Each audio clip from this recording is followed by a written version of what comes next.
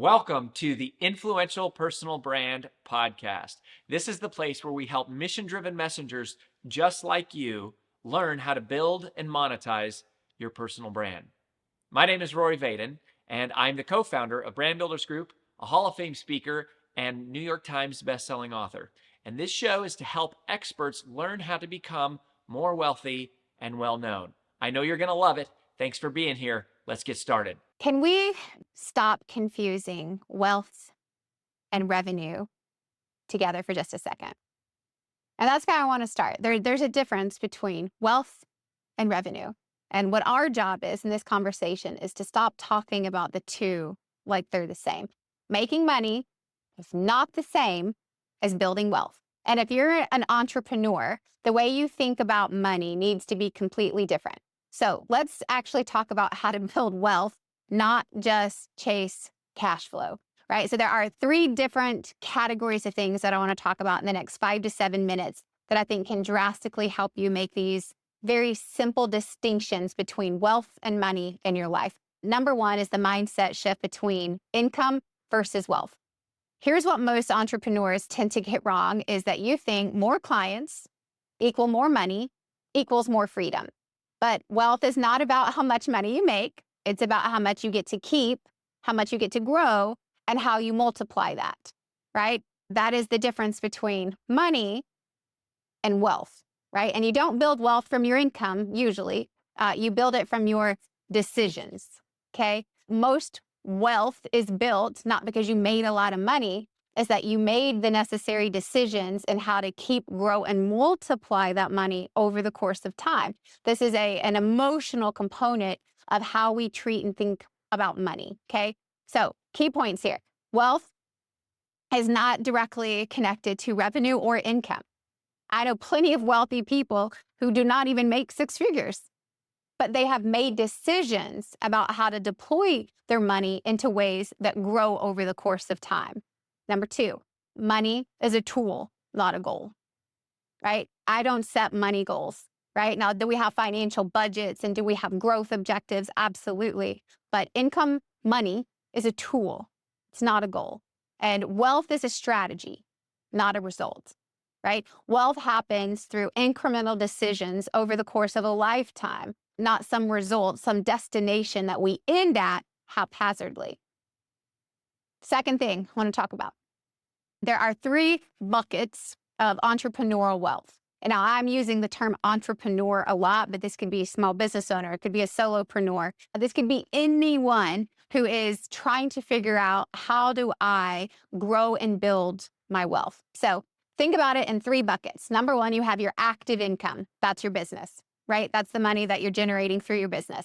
Number 2, you have passive income, right? Those are things that you're investing into, right? And that could be anything from retirement accounts to real estate to a plethora of other things that I won't even take the time to mention here. But it's where you're investing your money. So active is where you're making your money. It's your business. Then you've got passive. That's what you're investing into. And then you have your protected income. So you have active, you have passive, then you have protected income. And that is what you're setting aside in savings and you're shielding for later, right? And that could be later post-working years. That could be in the case of an emergency. It could be, again, for a plethora of different things, but you have active that's coming currently. You have passive that's happening right behind the scenes because of your investments. And then you have protected, i.e. savings, right? And there are a variety of different savings accounts as well.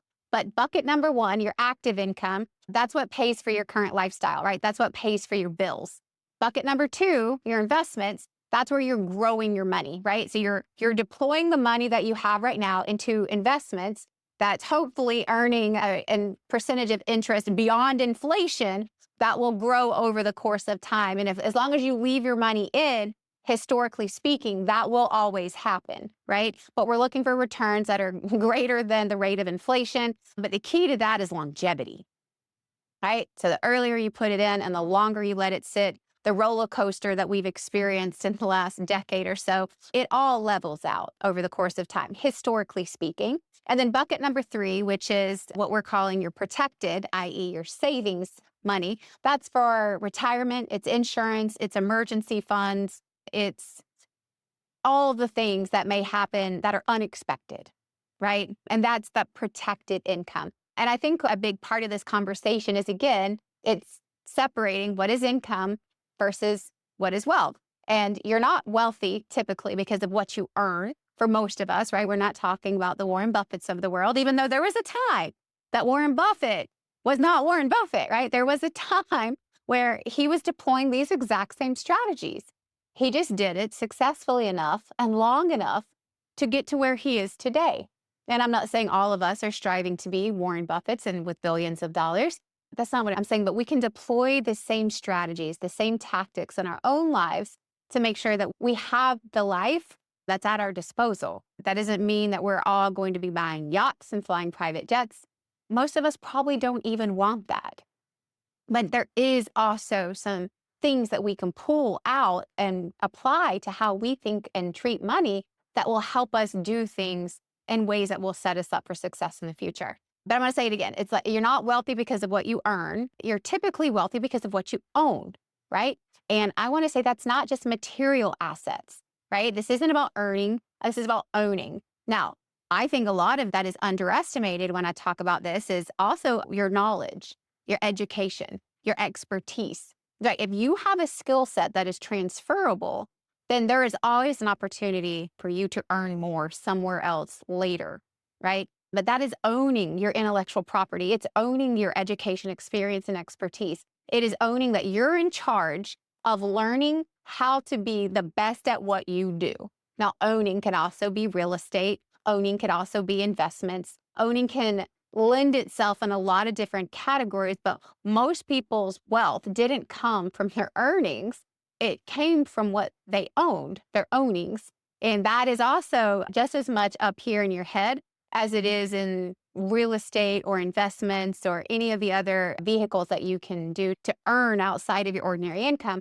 I just wanted to put a heavy emphasis on what's underestimated when we talk about this is owning your intellectual property, owning your skill sets, owning your expertise, investing into yourself, investing into your education. That is something that no one can take away, right? No natural disaster can take out that property. No one can remove that from you. You own it. It is yours, right? That is knowledge and education and information and skills that you have developed that can be deployed anywhere at any time.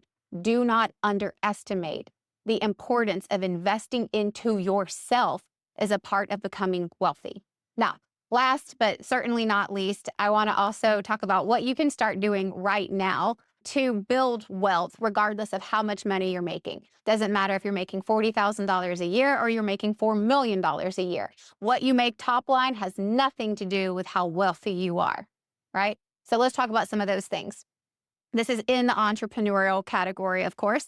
Number one, make sure you pay yourself a set salary, right? Revenue does not always mean income. And most business owners, most entrepreneurs pay themselves last, right? But make sure that you give yourself a set salary.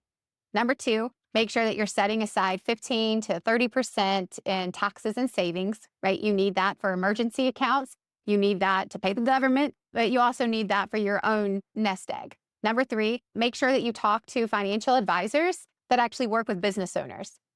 Not all financial advisors are equal.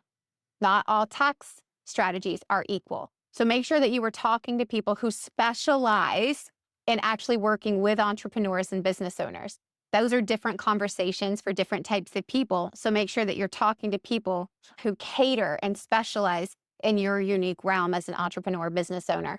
And then last, and certainly not least, and there's a time and a place for everything, but make sure you're investing outside of your business, even if it's just $50 a month. And that could be in simple IRAs, could be in Roth IRAs, it could be in a 401k plan, it could be making sure that you have the necessary insurance in place. It could be in other things, right? It could be in different mutual funds, but make sure that you're using some of the money you have to deploy so that it's working outside of your business. So I could spend hours more talking about this, but I just want to leave you with this. You don't have to be rich to build wealth. You have to be disciplined and intentional to build wealth. And this is about freedom, not a flash. This is about building something that allows you to do the things that you want to do in this life, in this world, not something that is going to be fleeting and non essential in the current day. So, all of this has to do with building wealth, and that is separate from your income. And you do not have to be rich in order to be wealthy.